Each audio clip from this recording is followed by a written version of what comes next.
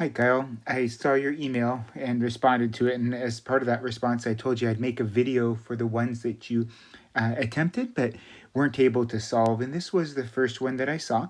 And so this was 11.4, number 6. I can't see what you put in as an answer. I can just see that you attempted it. Usually it will show me the answer that you put in, though. So it's I apologize that I can't see what you had put in to know what you might have had an issue with. But if I were to guess, it would be the part of the question that says no more than 2 are tails. So let's read the question. I'll read it out loud here. If 6 fair coins are tossed, what is the probability that no more than 2 are tails? So we need a good understanding of no more than 2. No more than a number is that number and less, right? Lower than that. So if no more than 20 people pass our class, that means 20 would be the maximum number of people passing our class. But then that would be a fair statement, a true statement, if 20 or 19 or 17 or 16, so forth, all the way down to actually nobody passing the class would be encompassed in at most 20 people are passing the class. Here we have no more than 2 are tails. And so what is that? Well, that means I can get 2 tails, but I could also get just 1 tail and have no more than 2 tails being thrown. And I could also get 0 tails. And so each one of these are separate events.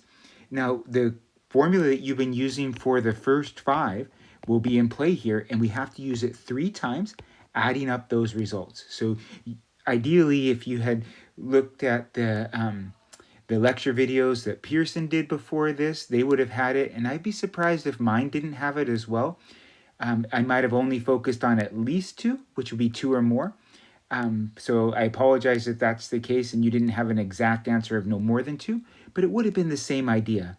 Hey, no more than 2 is 2 tails and less, so 1 tail or 0 tails, and we're going to add those up. So just like you did in the first 5, if we focus one at a time, so the first one that I'm going to focus on is the probability of 2 tails. So we're going to be right here. So let's talk about that. Out of 6 rolls, we need 2 to be tails. The probability that they're tails is 1/2, right? Each time I flip a coin, the probability that it's tails is 1/2. I need that to happen twice, and I need the heads to happen not twice, 4 times, right? Because it's a total of 6. So out of 6, I need 2 successes. A success is getting a tails, which has 1/2 probability. So I need that 1/2 probability to happen twice, and I need the probability of heads, which also happens to be 1/2, to happen the other 4 times. I'm going to put an equal sign there. Now I'm going to switch my focus to the next one down, to the tails one. And so, I'm sorry, 1 tails one. Let me be more specific there. So out of 6 rolls, I need 1 to be a tail. That's 1/2 to the 1 times 1/2 to the 5 for 5 failures. And then finally, I will go through and just write out the formula for 0 tails. And so they feel, even at this question number 5, 6 is where we're at. They felt like those first 5 questions were enough for you to know where these numbers are coming from. I'm flipping 6 coins. I need none of them to be tails. So I need the probability of tails happening never, and I need the probability of having heads happen all 6 times. And as I pause here, what I'm doing is I'm looking at this screen where your homework problem's pulled up, and they say that they want the answer rounded to the nearest thousandths. Great. So that means I can do all of these as decimals. I don't have to keep track of them as fractions. So I'm going to grab my calculator, and just like shown in my video, we're going to type in 6. We're going to go get the C button. I'm going to type in 2, and it's going to tell me that there's 15 ways for that to happen. And then I'm going to multiply that by 1 divided by 2 to the second, and then multiply that. And you know what? I'm going to get sandwiched in right here. So let me look at this. The probability, I'll write it down here. So the probability of 2 tails,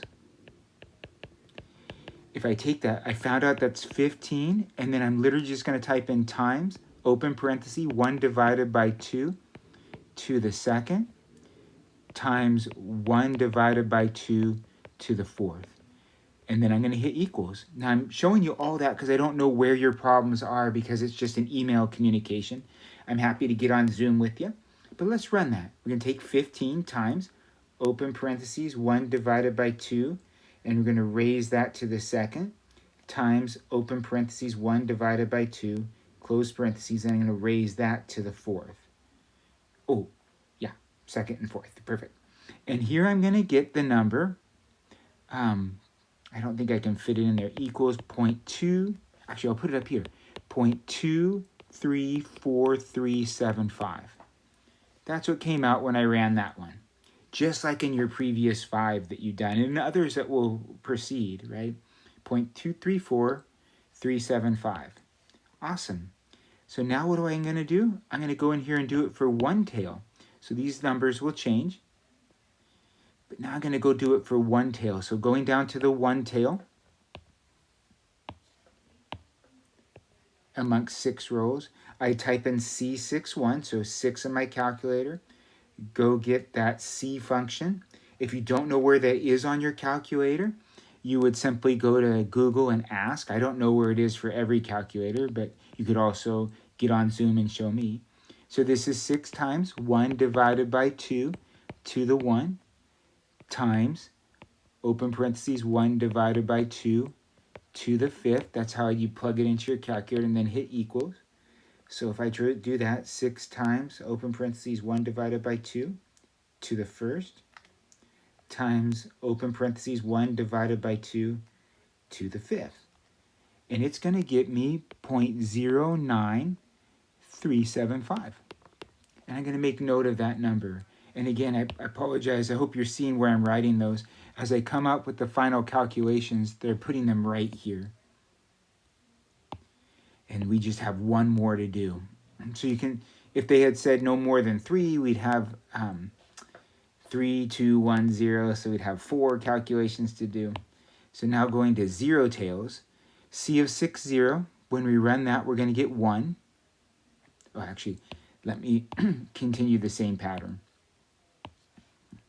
Oh no, that's what I was doing. C of 6, 0, we run it really quick, we're going to get a 1, right? 6, I'll run it. I just know it's 1, but I'll run it for time's sake. We get a 1 times 1 divided by 2 to the 0 times, open parentheses, 1 divided by 2 to the 6. So if you didn't know that 1/2 or any number raised to the 0 power is 1, no problem. Your calculator knows it, so you can just type in exactly what you see. What you need is the proficiency of knowing with 0 tails that you would have this makeup right here. So if I take my 1 times 1 divided by 2 to the 0 times 1 divided by 2 to the 6th, I get 0.015625. And that's the perfect number. So again, where did I write that? Right here.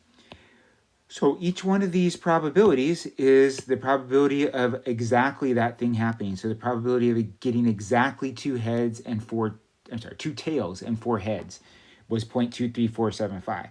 But I could have gotten 1 tail and the other 5 flips being heads and met the criteria of being no more than 2. And I could have gotten no tails and all heads. So those are separate events. So all we have to do to get the probability of no more than 2 is simply to add these all up. Take the 0.234375, add to that the 0.09375, add to that the 0.015625. And so let's do that. Take that and add up these numbers. And so I'm just plugging them in on my calculator.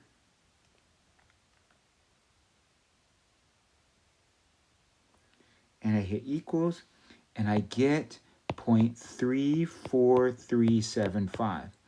Now, if I type in 0.34375, it's going to tell me I'm wrong. And the reason why is because I haven't paid attention to where they want me to round it. They want me to round it to the thousands. The thousands is this position right here, the Actually, let me go in with the highlighter so it's even more easy to see. So too much of a highlight there. I don't know if I can get just that 3 in there, but it's that 3 right there. And so if I look at that guy and look to the number just to the right, it becomes pretty clear that the answer they're looking for is rounded as 0.344. That is the answer to this number 6 problem. So it's like the ones you did before, but because it's no more than 2, it's going to be 2 and some.